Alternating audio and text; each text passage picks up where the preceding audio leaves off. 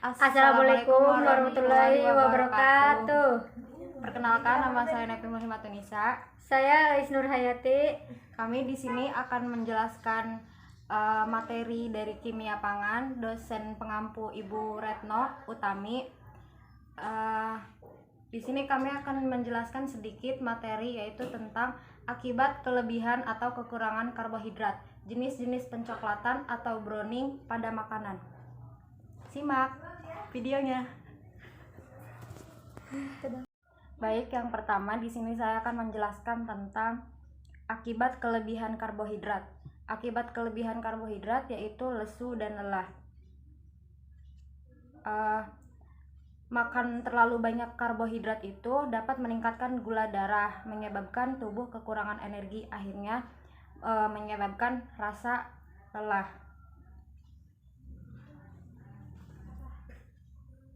Nah, yang selanjutnya yaitu penambahan berat badan. Karena terlalu sering makan banyak, nah jadi penambahan berat itu rentan, jadi gampang untuk menambah berat badan. Terus yang selanjutnya yaitu perut kembung dan megah. Terus mudah lapar kembali, gigi berlubang. Nah, akibat mengonsumsi karbohidrat sederhana seperti gula maupun makanan bertepung bisa menyebabkan gigi berlubang, karena sisa-sisa makanan tadi itu bisa memberi makan bagi bakteri penyebab gigi berlubang. Terus otak yang lamban, dan kemudian yang terakhir adalah jerawat. Nah, selanjutnya yaitu akibat kekurangan karbohidrat, lelah dan lesu sepanjang hari. Nah, lelah dan lesu ini terjadi karena ada perubahan pada kadar gula darah, lalu sembelit dan bau mulut. Nah, bau mulut itu karena tubuh menggunakan lebih banyak menggunakan lemak dan protein, sehingga sebagai sumber energi utama. Nah, kemudian berat badan yang tak kunjung turun, terus kerap lapar dan mudah marah.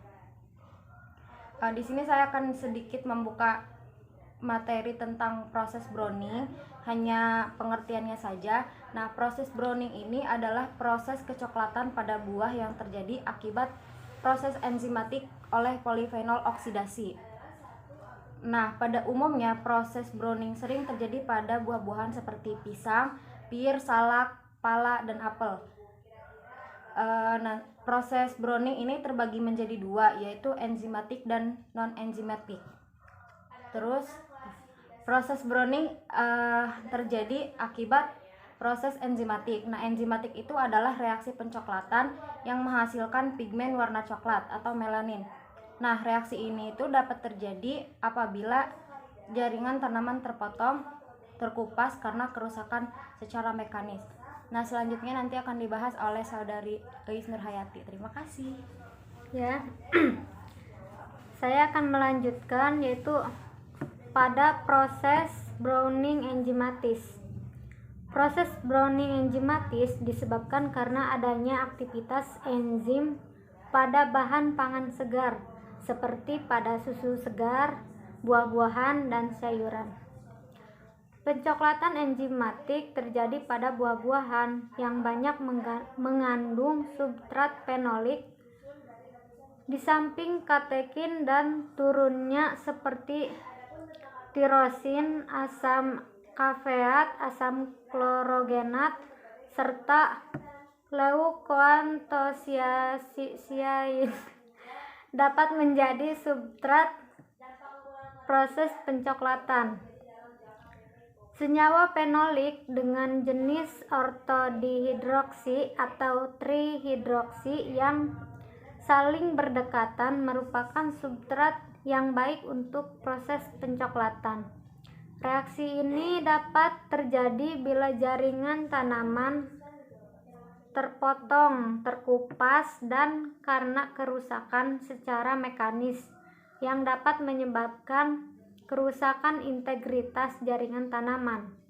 Hal ini menyebabkan enzim dapat kontak dengan substrat yang biasanya merupakan asam amino, tirosin, dan komponen fenolik seperti katekin, asam kafeat, dan asam klorogena, sehingga substrat fenolik pada tanaman akan dihidroksilasi menjadi 3,4 dihidroksifenilalanin atau dopa dan dioksidasi menjadi quinon oleh enzim fenolase.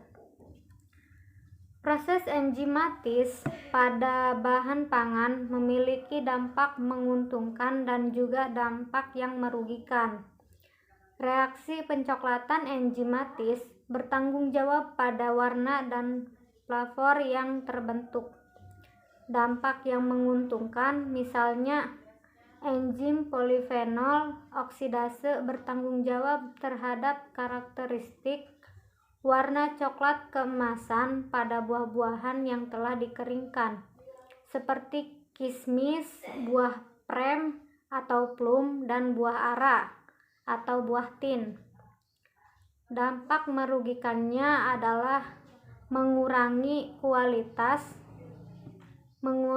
kualitas produk bahan pangan segar sehingga dapat menurunkan nilai ekonomisnya. Sebagai contoh, ketika memotong buah apel atau pisang, selang beberapa saat bagian yang dipotong tersebut akan berubah menjadi warna coklat.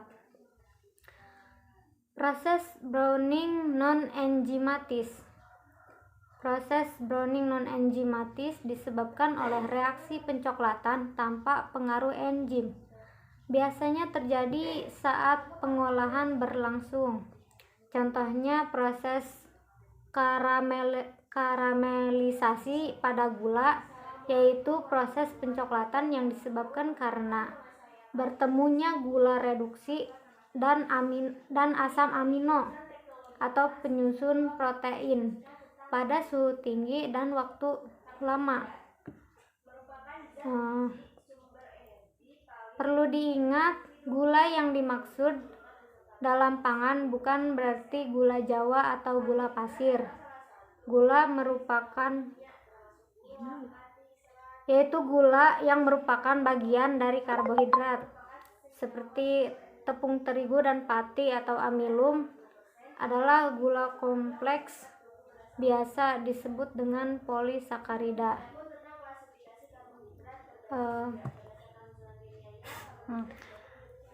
Itulah pemaparan materi yang dapat kami berikan. Mungkin itu saja yang bisa kami paparkan. Ya. Kurang dan lebihnya kami mohon maaf karena kami juga masih dalam proses belajar. Terima kasih. Wassalamualaikum warahmatullahi wabarakatuh.